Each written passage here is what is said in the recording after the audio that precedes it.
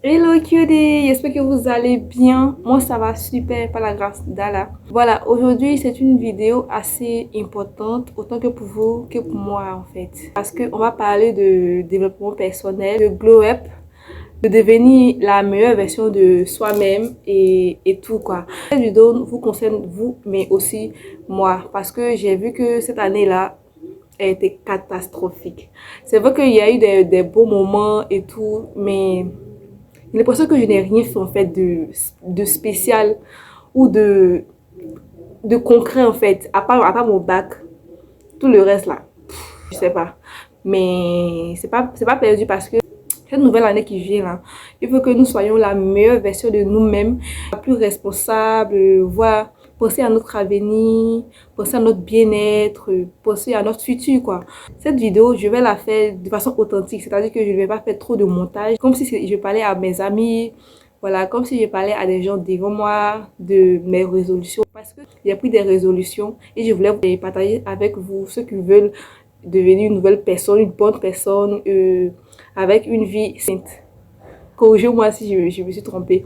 Voilà, partager avec mes amis mes résolutions pour que si eux aussi veulent changer cette année-là, voilà, puissent avoir des idées pour commencer quoi. C'est ça quoi, on va parler de développement personnel et être la meilleure version de nous-mêmes dans cette vidéo. Voilà. Je sais pas combien de points je vais vous partager, c'est-à-dire combien de résolutions, combien de trucs à faire pour devenir la meilleure version de nous-mêmes. Mais au fur et à mesure, je vais dire premier truc à faire, deuxième truc à faire, troisième truc à faire. Du coup, je ne sais pas combien je vais vous donner. Du coup, toi et moi, cette année, nous décidons pour être la meilleure version de nous-mêmes, avoir une vie assez rangée, pour avoir une vie saine, quoi. Nous décidons, numéro un, de ne pas avoir la flemme de faire les choses. Nous décidons de ne pas procrastiner tout court parce que on a envie de faire des choses, mais on met toujours à demain. Aujourd'hui, je ne peux pas parce que tu es au téléphone, tu regardes des vidéos, c'est intéressant, tu regardes, tu dis non, après je vais faire, finalement tu ne fais pas et après tu te sens coupable parce que tu aurais pu faire ça et tu as passé ton temps à regarder des vidéos qui ne vont rien t'apporter en fait. Du coup, on décide de ne plus remettre les choses à demain. Dès qu'on doit faire quelque chose, on se lève et on le fait. C'est bien beau d'avoir des idées, des projets, tout ça, tout ça. On a envie d'échanger. C'est bien beau de penser à ça, c'est bien beau de rêver. Mais pour commencer à agir, mettre en place, ouais, c'est pas difficile, mais on le veut. On n'a pas la volonté réelle. Parce que si on le veut vraiment, on va le faire en fait. Actuellement, notre génération, hein, je comprends parce que nous avons tellement de divertissement, nous avons tellement de trucs qui nous fait nous éloigner des choses importantes. Le téléphone, la télévision, tout ça. Nous avons tellement la chance en fait d'avoir tout ça, mais nous ne l'utilisons pas de façon utile quoi, genre on abuse. Du coup, cette année, on décide de ne plus avoir la flemme. On a des idées, on le met en place, on le fait, on s'organise pour le faire et voilà quoi. Du coup, faut pas qu'on va mettre des choses à demain.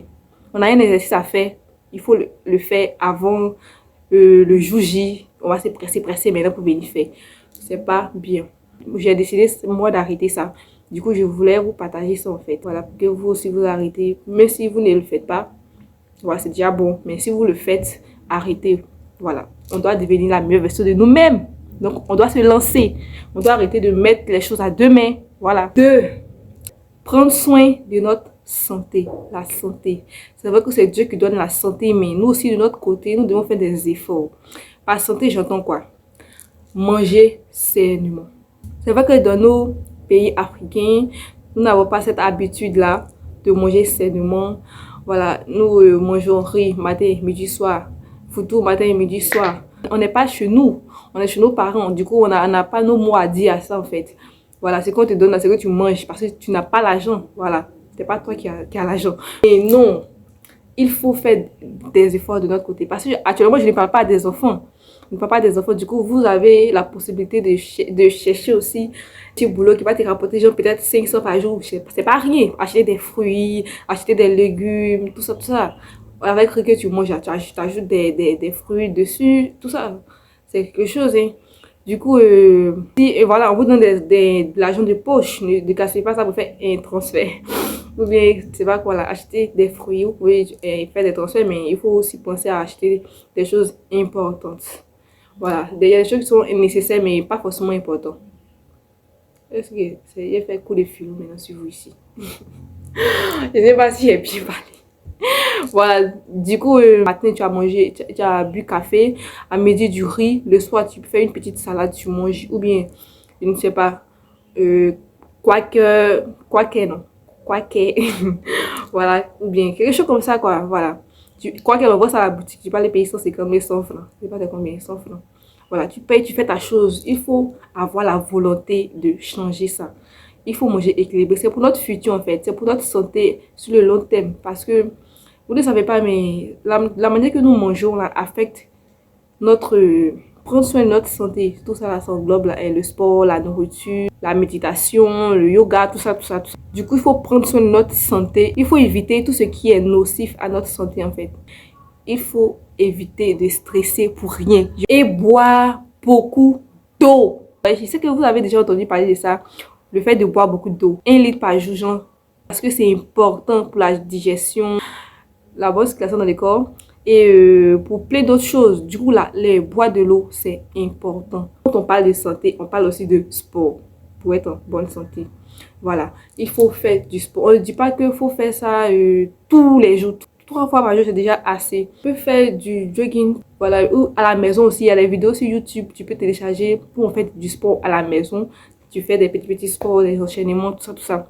C'est du sport pour être en santé. Prenez soin aussi de votre santé mentale. Quand je parle de santé mentale, c'est la méditation, le yoga, ça participe à votre santé. Du coup, la méditation, ça permet de déstresser en fait. Ça te relaxe, ça te permet d'oublier un peu tes problèmes parce que les problèmes, ça tue. À force de penser, ouais, ça fatigue le cerveau. Ça va se voir dans ta vieillesse en fait. Alzheimer ou bien les choses comme ça. Pour prendre soin de sa santé mentale en faisant de la méditation. Oui, changement de décor. J'étais en train de faire le montage et je me suis rendu compte que j'avais oublié certains détails importants. Donc, en fait, j'avais oublié de vous dire que prendre aussi soin de votre peau. Ayez une routine skincare en fait. Skincare, c'est soin pour la peau en français. Prenez soin de votre peau, vos ongles. Achetez des produits bio à la pharmacie et nettoyez votre peau. Prenez soin de votre visage, de vos ongles. Il faut dormir au moins 8 heures par jour en fait. On a tendance à ne pas faire de bonnes choses, hein. Rester sur notre téléphone jusqu'à 2 heures, 3 heures, 4 heures. Mon cher, tu cherches quoi? Si c'est pas détruire ta santé en fait, tu cherches quoi? Je dis ça parce que moi-même, je suis tellement dedans. Ces derniers temps là, je suis tellement... Depuis que j'ai eu mon bac là, waouh! J'ai l'impression que non, il n'y a plus rien pour m'arrêter en fait. Je reste sur mon téléphone jusqu'à 2 heures, mon Dieu. Ça, changeons ça. Il faut changer ça. Il faut... Je sais que vous avez déjà entendu parler de ça. Du fait que le sommeil est très important. Le fait de ne pas dormir, c'est vrai que tu ne sens pas, tu ne le sens pas vraiment, mais ton corps se fatigue. Surtout ton cœur, ça se fatigue.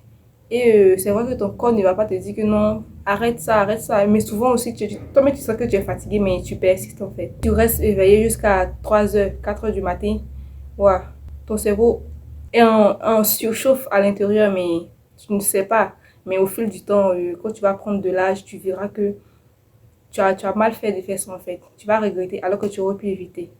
Voilà, je pense que c'est terminé pour le côté santé. Point numéro 3.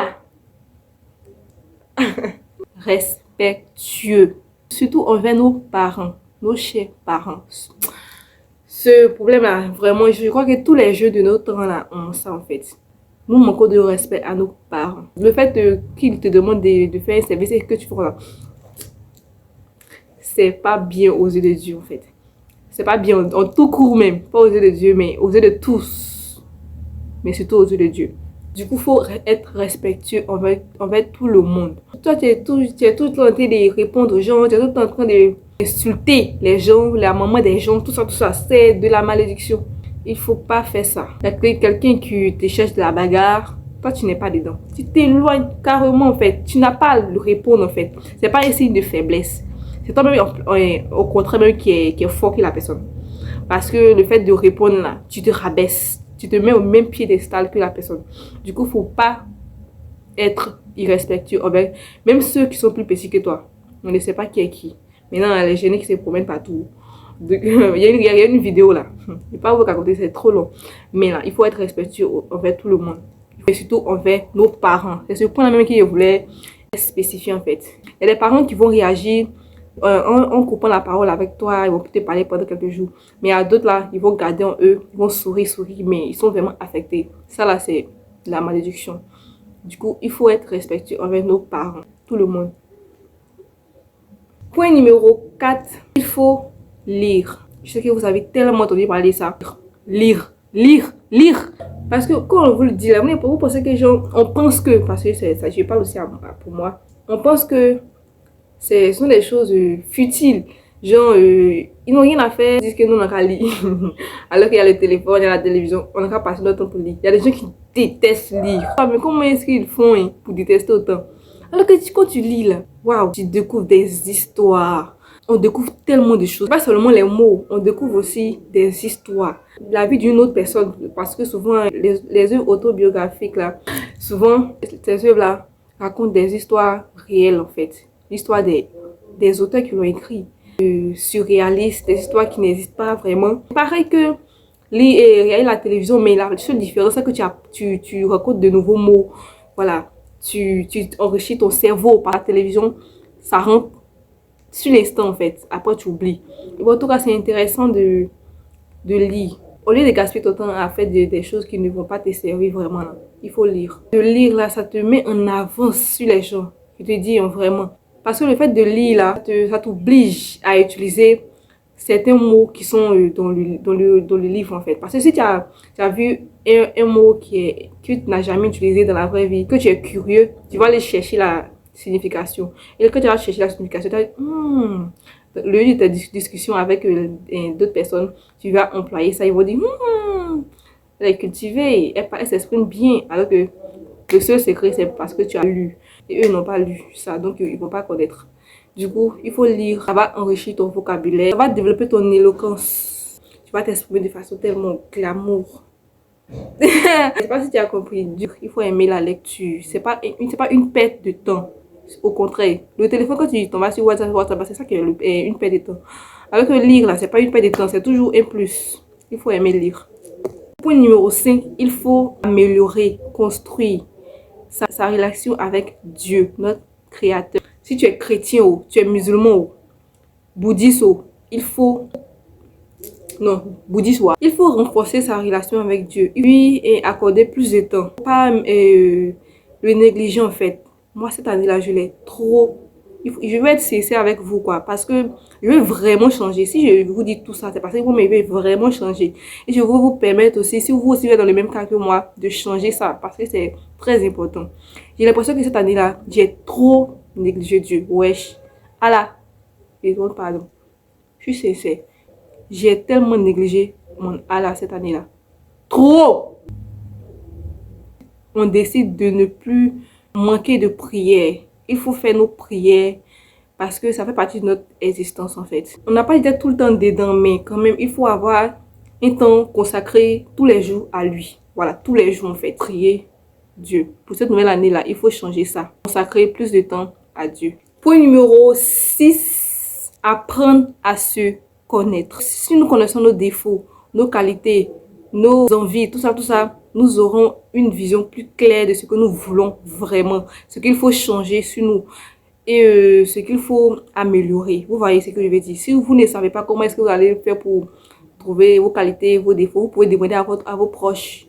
Maman, qu'est-ce que tu trouves sur moi comme des défauts? Qu'est-ce que tu trouves sur moi comme des qualités?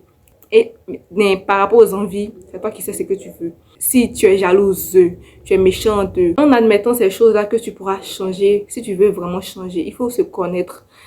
Parce que ça peut vous aider aussi à ne pas être susceptible ou quoi. Parce que si vous connaissez, vous savez que vous vous énervez vite. Les choses qui vous énervent vite, là, vous allez vous éloigner de ça. Si vous ne savez pas et vous n'avez pas appris à les maîtriser, c'est peine perdue, vous allez tomber encore dans ces méfaits-là. Et vous n'allez jamais gloire sur ce point-là. Du coup, il faut se connaître pour mieux changer en fait.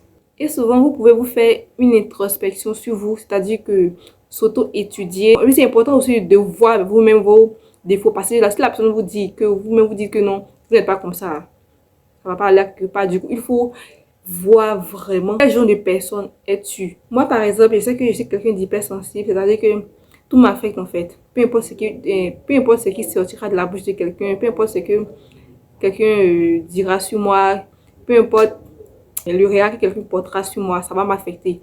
Et je vais y penser pendant des jours. Pendant ce temps-là, je ne veux pas parler à quelqu'un, je vais rester dans mon coin, je ne veux plus sortir. Et ça, mes proches ne comprennent pas en fait. Voilà, ils pensent que non, moi, je me crois trop meilleur aux autres et tout ça. Mais quand tu sors et puis on te dit des choses méchantes, mais des choses qui ne t'ont pas plu là, tu vas être dans ton coin, tu vas plus vouloir croiser des gens encore pour qu'ils te disent ça en fait. À cause de ça, moi, je n'ai pas d'amis concrets en fait. Je ne vais chez personne parce que forcément, ils vont me dire quelque chose, ça va m'affecter. Je suis très sensible en fait aux propos, aux regards, tout ça, tout ça.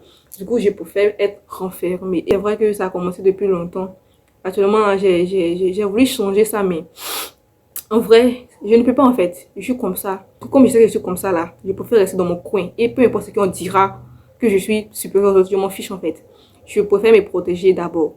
Du coup, voilà, il faut se connaître, connaître ses points faibles, connaître ses qualités, mieux les appréhender en fait. Point numéro 7. Ayez un environnement propre. C'est vrai que dans nos familles africaines, on est tellement nombreux, on vit en communauté avec plein de personnes dans une seule maison. Et que ça fait que qu'on arrange quelque chose en même temps, une autre personne vient venir déranger, c'est exaspérant souvent. Mais quand tu vis avec une maman comme moi, tu vas arranger. Tu vas essuyer la maison tous les jours.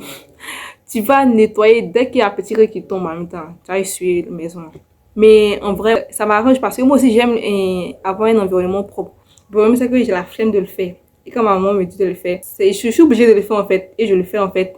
Quand tout finit là, je suis contente. C'est important d'avoir un environnement propre. Parce que tout est propre. Tu peux t'asseoir tranquillement, étudier. Tout est propre autour de toi. Il n'y a pas quelque chose qui est versé là. Quand tu regardes, ça t'énerve même. Par rapport à moi. Parce que quand moi je vois que quelque chose est sale, je ne peux pas étudier en fait. Parce que je ne suis pas du tout à l'aise quand le coin n'est pas propre. Mais maman pense que moi, j'aime quand tout est sale parce que je ne le fais pas. Alors que pas du tout, je suis comme elle est. J'aime pas la saleté. Il faut avoir un environnement propre. Peu importe comment tu vis. Pour te sentir bien, pour ton propre bien, il faut arranger. Il ne faut pas regarder le regard des autres et tout ça. Moi, mon papa m'a toujours dit ça. C'est d'abord pour ton bien, après vient pour le bien des autres en fait. Pense à toi d'abord avant de faire. Du coup, il faut avoir un environnement propre. Tu peux aussi commencer par trier tes affaires, genre tes habits, les habits que tu ne veux plus porter en 2024, les habits qui sont devenus trop petits, qui sont encore là, mais tu n'as pas encore eu le temps de trier et tout ça, tu peux t'en débarrasser. Voilà, commencer une nouvelle vie quoi en quelque sorte. Voilà. Dans la prochaine vidéo qui va sortir même, je vais essayer de vous montrer en fait, genre, parce que je vais trier mes affaires et vous montrer que c'est pas difficile en fait. Il suffit de vouloir en fait. Voilà. Et puis trier ses affaires, c'est pas comme si c'était fatigant. Hein? Vous allez voir comment c'est fatigant. J'étais fatiguée dès le début de la vidéo en fait. J'ai déjà filmé la vidéo mais donc du coup après cette vidéo là, je vais vous la partager. Numéro 8. Numéro 8. Mais c'est 9. En tout cas, le point suivant. Au montage, je vais voir c'est quel point. Construire des projets. Avoir des projets de vie. Dès maintenant, il faut mettre en place un projet pour le long terme. Il ne faut pas attendre de finir tes études. Il ne faut pas attendre de finir tes études. Commence à réfléchir dès maintenant. Au moment où ton cerveau est encore frais, qui peut réfléchir à beaucoup d'énergie, il faut commencer maintenant. C'est pas que tu vas avoir 30 ans, 40 ans que tu vas commencer à faire des projets en fait. Où tu auras 30 ans, 40 ans là. Tu es encore dans la fleur de l'âge, mais là-bas, il faut profiter de ce que tu as fait dans ta jeunesse. Peut-être 30 ans, c'est vrai que tu es encore jeune, mais ça se rapproche un peu de la vieillesse. Du coup, il faut construire ton projet dès maintenant. Le dernier point et le plus important, c'est s'organiser. Savoir s'organiser pour mettre tout ce que j'ai cité là en place. Pour vous aider aussi, il y a une application que j'utilise, Notion. En fait, c'est une application d'organisation. Elle est vraiment très efficace parce qu'elle te permet de t'organiser niveau études, niveau maison, niveau projet. Tu peux tout organiser là-bas. Tout est là-bas. Du coup, pour ceux qui sont intéressés, qui veulent bien s'organiser, cette application-là est faite pour vous. Voilà, vous pouvez la télécharger sur Play Store ou d'autres applications de téléchargement en fait. Et pour ceux qui ne sont pas trop concentrés, quand il s'agit de téléphone, L'application de votre téléphone, mais vous n'allez jamais l'utiliser parce que vous serez tenté par WhatsApp ou Facebook. Vous pouvez vous organiser sur papier. Moi, c'est ce que j'aime le plus parce que ça me permet de bien me concentrer sur ce que je veux vraiment. Vous faites votre to-do list, vos projets, vous l'écrivez. Ce que vous devez faire dans une journée, vous l'écrivez. Vous organisez quoi. À la veille, par exemple, vous écrivez tout ce que vous devez faire le lendemain pour être organisé quoi. La veille, vous finissez d'étudier. Vous écrivez le matin, par exemple, 8h, 12h, je suis à l'école. Et de 12h à 15h, je dis n'importe quoi. Hein. De 12h à 15h, vous êtes à la maison, vous ne faites rien. Du coup, là, vous savez que vous devez vous reposer, vous divertir parce que vous venez de l'école, vous devez quand même essayer de déstresser. Ou bien vous pouvez faire de la méditation. Vous voyez quand même un peu, non? Bien, commencer ça pour mon projet. Commencer ça pour mon projet à telle heure, je finis à telle heure. Voilà quoi. C'est comme ça. Donc, il faut s'organiser comme ça. En tout cas, dès que moi j'ai fini d'enregistrer cette vidéo là, je m'en vais direct m'organiser pour suivre cette année là, pour être la meilleure version de moi. Je vous dis de faire pareil. Du coup, voilà, la vidéo se termine là. J'espère que je vous ai donné tout ce dont vous avez besoin cette année pour que cette année soit la meilleure de toutes. Voilà. Ensuite, l'autre année sera meilleure. J'espère que en tout cas cette année sera meilleure pour vous. J'espère que vous mettrez tout ce que je vous ai dit là en place pour votre propre bien. Je vous souhaite joyeux nouvel an. J'espère que vous vous porterez bien. Pensez à demain. Et je vous dis à bientôt pour une nouvelle vidéo. Adios!